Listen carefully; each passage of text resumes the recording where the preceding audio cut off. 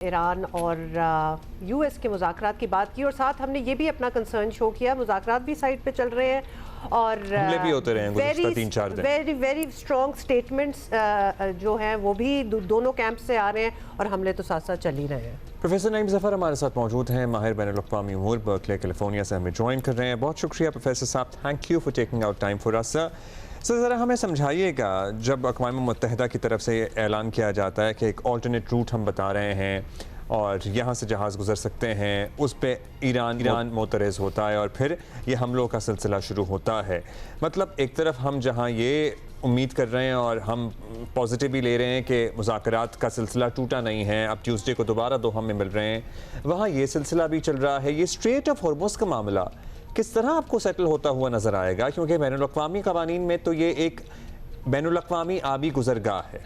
सो कैसे अब ये मुल्क मिल बैठ कर इसे तय करेंगे?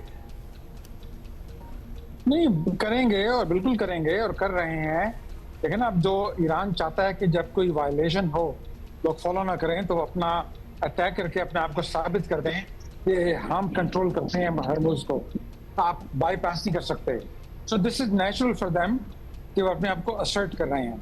अमेरिका भी चाहता है कि उसको अगर वो कोई अटैक करें उनको भी रिटेलिएट करना पड़ेगा। सो देखिए आज दोनों ने ऐलान किया है कुछ घंटों पहले कि हम हॉस्टिलिटीज खत्म कर देंगे।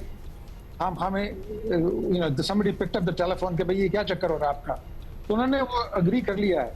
तो इस तरह की देखें, इस तरह की स्कर्मिशेस होंगी अगले 2, 3, 4 महीने तक कुछ दफा, लेकिन fundamental nothing has changed. Both parties इसको सेटल करना चाहती हैं, both parties are working towards it. JD Vance और कतर और पाकिस्तान और सब बात मुज़ाकरात हो रहे हैं। सो शॉर्ट आंसर इज कि नथिंग हैज चेंज्ड। आप देखेंगे कि वायलेशंस होंगी, लेकिन वायलेशंस आर नॉर्मल। गाजा में भी वायलेशन हो रही हैं, लुबनान में भी हो रही हैं, यहाँ भी होंगी, लेकिन फंडामेंटल एग्रीमेंट नहीं चेंज हुआ। वैसे इन प्रिंसिपल तो सही बात है और obviously they are committed to having the talks, लेकिन जो स्कर्मिशेस वाली आप बात कर रहे हैं वो दुनिया बड़ी ऑन एज चली जाती है। चले अभी तो उस तरह तेल की कीमतों और उस पर उसका इतना इफेक्ट नहीं हुआ, बट लेट सपोज ये स्कर्मिशेस ज़रा ज़्यादा हो जाएं या फिर ना ख़त्म हो, जब ये दो पार्टीज एक दूसरे पे हमला करती हैं तो ये इत्मीनान में होते हैं कि जी एक उसने कर दिया, एक हमने कर दिया, and this is where it's going to stop. I mean things are so delicate, they can go out of control. या फिर आपको नहीं लगता कि ये बड़े मेजर्ड होते हैं और इससे ज़्यादा ये खुद भी नहीं करेंगे? मेरे ख्याल में ज़्यादा मेरा एनालिसिस ये है कि मेजर्ड होते हैं, लेकिन अब किसी ने वायलेशन की है हॉर्मुज़ में, जहाज ने अपने आप को रजिस्टर नहीं किया। अब ईरान को जाहिर करना, असर्ट करना पड़ेगा भाई अगर हम घर को रजिस्टर करेंगे दिस मीन्स कि हम आपको उसको पनिश करेंगे। तो उन्होंने पनिशमेंट के लिए वो अटैक किया है। तो लेकिन इन द बैकग्राउंड में वो ऐलान कर देते हैं, अमेरिका को बता रहे हैं कि हम अटैक करने वाले हैं, आप घबराएं मत, ये पार्ट ऑफ द होता है। लेकिन जब इंडिया और पाकिस्तान के दरमियान में हुआ था तो इस तरह की जब उन्होंने इंडिया अटैक किया, पाकिस्तान में अटैक किया, फिर इंडिया जान कि वो हमारे कुछ मिसाइल भाग गए थे, लेकिन ऐसी जगह पे था कि आपको पाकिस्तान को कोई नुकसान नहीं हुआ था। तो वो प्री मेडिटेटेड होता है कि हम भेजने वाले हैं, आप घबराएं मत, this is for public relation के लिए है, ये हो जाएगा, आप फिक्र ना करें।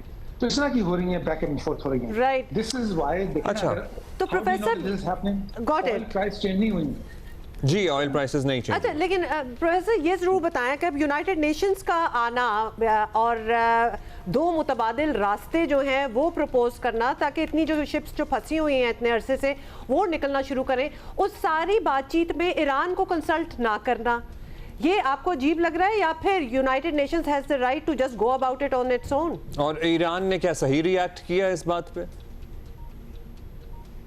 आई थिंक ईरान, देखना ईरान अपने आप को असर्ट कर रहा है, ईरान नोस के उसके पास कार्ड्स हैं। तो दिस इज वे ऑफ, जैसे कि पॉलिटिक्स हो रही है, वो असर्ट कर रहे हैं कि आप हमें बाईपास नहीं कर सकते, और बाकी दुनिया भी समझ गई कि वो बाईपास नहीं कर सकते। तो देखें ये सेटल हो जाएगा, दोनों अपने आप को असर्ट करेंगे, फिर middle of the road agreement हो जाएगा। So this is posturing. तो इसको आप, it's disturbing but it's not a disaster. अच्छा, तो प्रोफेसर साहब, हम अब लोकल ऑडियंसेस की बात करते हैं अक्सर उनकी कंजम्पशन के लिए, हम चाहे सदर ट्रंप के मिड टर्म इंतखाबात की बात करें या फिर इजराइल के आने वाले इंतखाबात की बात करें सितंबर अक्टूबर में, क्या आपको लग रहा है इजराइल कोशिश करता रहेगा इस मामले को डीरेल करने की, because elections are also important for Netanyahu too, so वहाँ पे उनको उनकी लोकल ऑडियंस की कंजम्पशन के लिए उनके पास अभी कुछ मवाद मैसर है, या वो हासिल करने की कोशिश करेंगे कि हाँ जी I should have something more substantial, क्योंकि ये वाली चीज़ तो मिस एडवेंचर ही हो गई ना। इससे पहले जो सिलसिला उन्होंने शुरू किया हुआ था अपना एग्रेशन दिखाने का, जिसमें उन्हें कामयाबियाँ भी मिल रही थी, लेकिन यहाँ आके मामला ठप हो गया।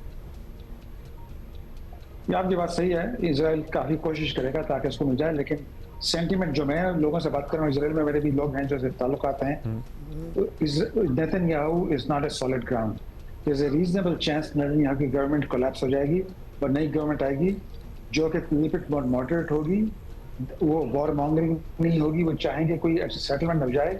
लेकिन इजराइल को अगर कोई एश्योरेंस मिल जाए या पाकिस्तान की तरफ से या अमेरिका की तरफ से या तुर्की की तरफ से कि मिसाइल हमें खाम में लॉन्च नहीं करेंगे और हिजबुल्लाह का जो है सपोर्ट वो कम हो जाएगा, देन इजराइल सेटल डाउन हो जाएगा। तो अगर मॉडरेट गवर्नमेंट नेगोशिएट कर दे, इजरायली हॉक्स हैं they will be side line.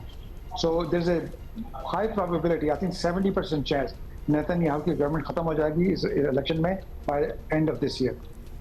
तो प्रोफेसर साहब अगर ये हो जाता है, which would be incredible and actually a sigh of relief from the world जो है वो ज़रूर निकलेगी इसमें, कुछ फैसले इस खित्ते के हवाले से क्या रोक देने चाहिए until after the Israel elections, या फिर वो अलहदा चीज़ है ये अलहदा है?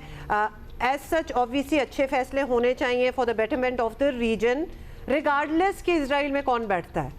ऑल्दो जिस तरह अभी आप कह रहे हैं कि अगर मॉडरेट एक हुकूमत आ जाएगी तो उस एटलीस्ट उस रीजन के लिए तो बहुत बेहतर होगा, कोई प्रोग्रेशन की तरफ सोच सकता है। अभी तो सिर्फ डिफेंस के लिए सोचते हैं कि इजराइल से किस तरह बचना है।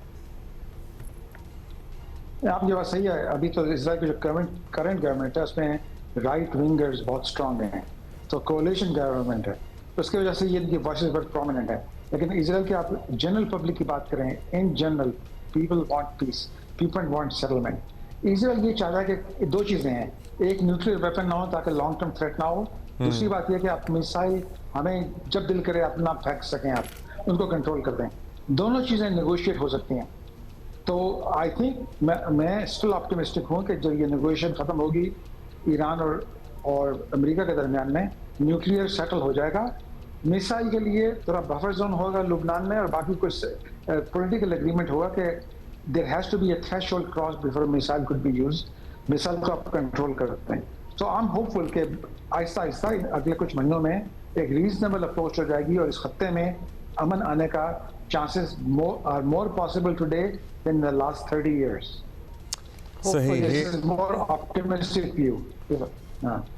ये बड़ा हौसला अफजा आप व्यू पेश कर रहे हैं और उम्मीद भी हम सबको यही रखनी चाहिए। दिस कुड हैपन एक्चुअली, बिल्कुल आप अच्छा, कह रहे हैं कि अब हो सकता और है। इजराइल के ताल्लुकात जो ज़ाहिर है हम सुनते आए और उसके बाद एकदम तब्दीली देखी, वो क्या हमेशा के लिए तब्दील हो गए हैं या फिर वो जो कांस्टेंट एक सपोर्ट है ना जिसमें कुछ भी तुम करो हम हमारे साथ हैं, अब मामला वैसे नहीं चलेगा आगे from this point onwards? I think there is a crack in the glass। ये क्रैक आहिस्ता आहिस्ता बढ़ता जाएगा। देखें जो नई जनरेशन के पॉलिटिशियन आ रहे हैं, जैसे ममदानी की बात करते हैं, न्यूयॉर्क का मेयर है, उसने अभी लोग इलेक्ट कराए हैं, ये लोगों का व्यू इजराइल के बारे में इज कम्प्लीटली डिफरेंट। सो हमें जल्दी नहीं होगा, लेकिन अगले 3, 4, 5 साल में आप एक चेंज ऑफ एटीट्यूड देखेंगे। लेकिन ना पॉलिटिशियन को इलेक्ट करना होता है, उनको समझ रहे हैं उनके जो हैं पब्लिक उनको सपोर्ट नहीं करेगी तो वो अपनी टोन चेंज कर देंगे। आहिस्ता आहिस्ता हमने केस हमारे पॉलिटिशियन ने टोन चेंज कर दी है कि हम इजराइल को अनलिमिटेड क्यों कर रहे हैं, हमारा फायदा क्या है, क्यों करते हैं। तो ये बात होनी शुरू हो गई है। 2 साल पहले ही कोई बात चूज भी नहीं कर सकता इसके बारे में। So I think there is a start, immediately नहीं होगा लेकिन in the next 5 years you will shift is starting now. Crack has happened in the glass has cracked.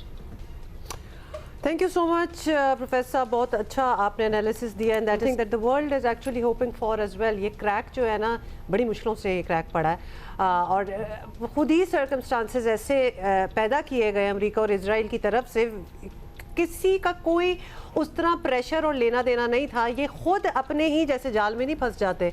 That is what has happened with them, और शायद Israel के लिए ऐसा ही होना था, अदरवाइज तो कोई हाथ लगा नहीं सकता था। सो होपफुली ये क्रैक जो है ये टूट जाएगा। लाखों लोगों को मारने के बाद कहीं ना कहीं तो मामला रुकना था ना।